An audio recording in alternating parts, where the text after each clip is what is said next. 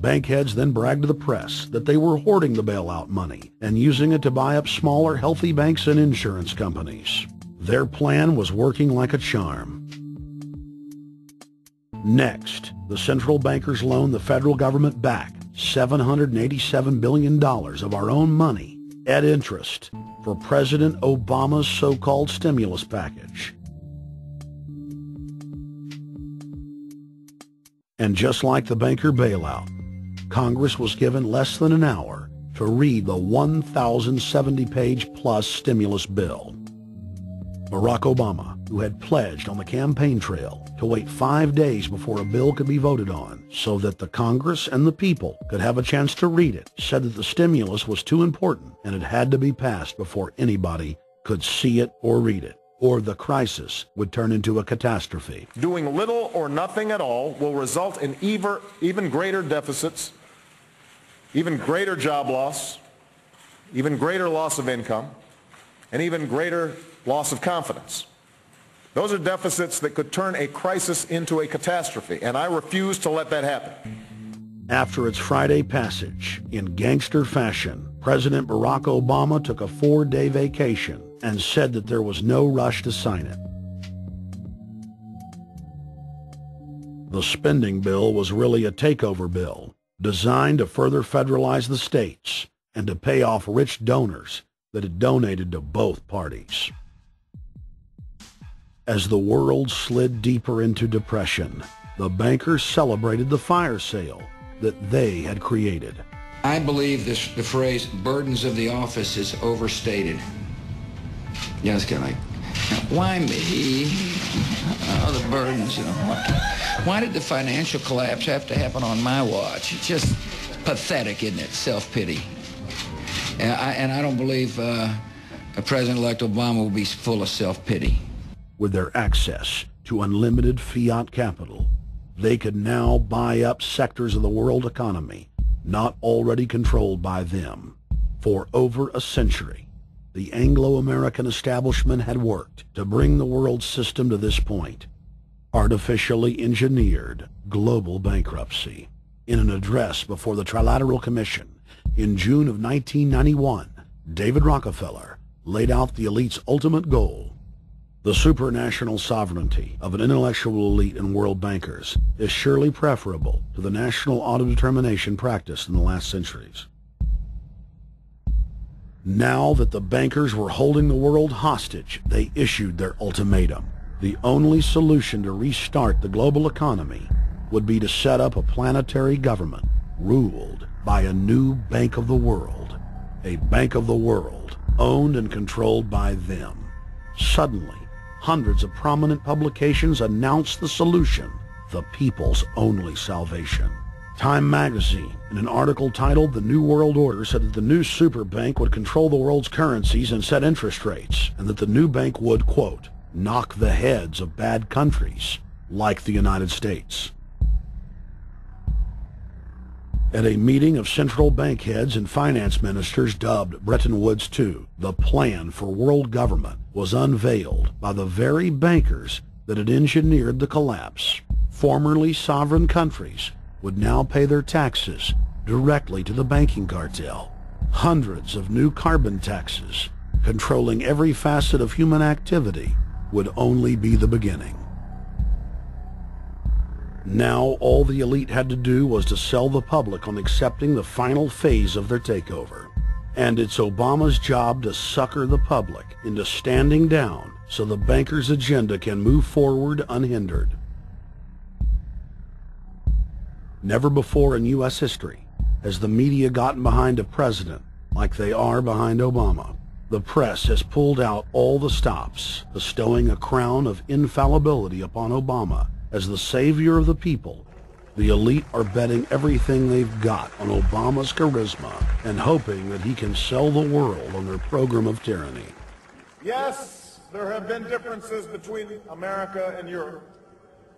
No doubt there will be differences in the future. But the burdens of global citizenship continue to bind us together. A change of leadership in Washington will not lift this burden. In this new century, Americans and Europeans alike will be required to do more, not less. Partnership and cooperation among nations is not a choice. It is the only way. We've got to give them a stake in creating the kind of world order that I think all of us would like to see. In truth, Obama is not simply continuing George W. Bush's policies. He is radically expanding them. I thank President Bush for his service to our nation.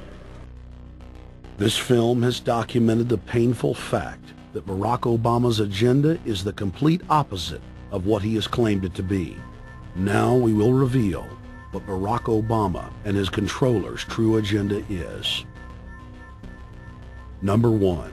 Bring the United States under the complete regulatory control of a private offshore superbank known as the Bank of the World. More than 100 new taxes are now being developed under the umbrella of curbing greenhouse gases. The new taxes will be paid directly to the private bank consortium. At the producer level, taxes will be paid on farm animals' flatulence. At the consumer level, there will be carbon taxes on all forms of meat, beef, poultry, pork, and fish.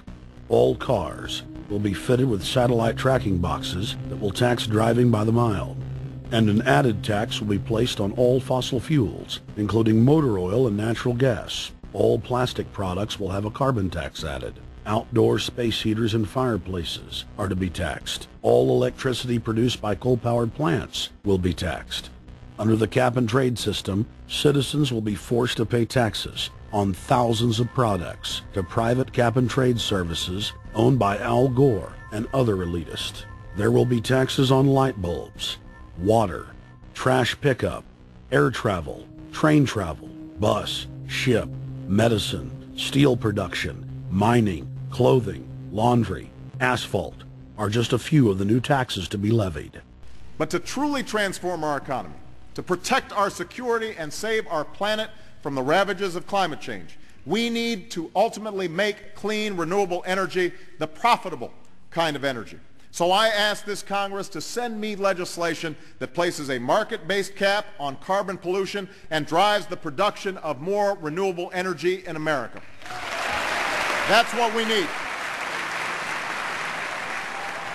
The notion of anthropogenic global warming is a fraud. In other words, the idea that the planet is getting warmer and that human activity is somehow responsible is a pseudo-scientific fraud. It's a big lie. It's a monstrosity. Remember the Nazis, they had race science, race hygiene. They said Aryan blood is different from any other kind of blood. This was, of course, idiocy, a fantastic piece of nonsense. Today, we got something similar. Global warming caused by human activity, and the answer to that is carbon tax plus cap and trade, according to the wishes of Al Gore, Prince Charles, and basically the entire world banking community, the world oligarchy. What they're trying to do with that is to perpetuate the current system where bankers rule the world, financiers rule the world, and the rest of us get the crumbs from the table. But remember, if you try to put on cap and trade and a global warming carbon tax with the idea that you're going to save the polar bears, what you're going to do is destroy human society. You're going to cause genocide on a massive scale. The deaths will be measured in the hundreds of millions and indeed in the billions. Just the idea of global warming means that there'll be no development for Africa, no development for the poorer parts of Southeast Asia, and no world economic recovery of any kind ever in our entire lifetime. So it's important to expose and fight the pseudo-scientific fraud of global warming. One more point about this. You don't need a climatologist to know that this stuff is a fraud. I'm a historian. I can tell you, in the last 1,000 years, we had a period of very warm temperatures called the medieval warm period, where all kinds of grapes and semi-tropical stuff was growing very far into the northern hemisphere. That was about 1100, 1200. It happened to correspond with an all-time maximum of sunspots.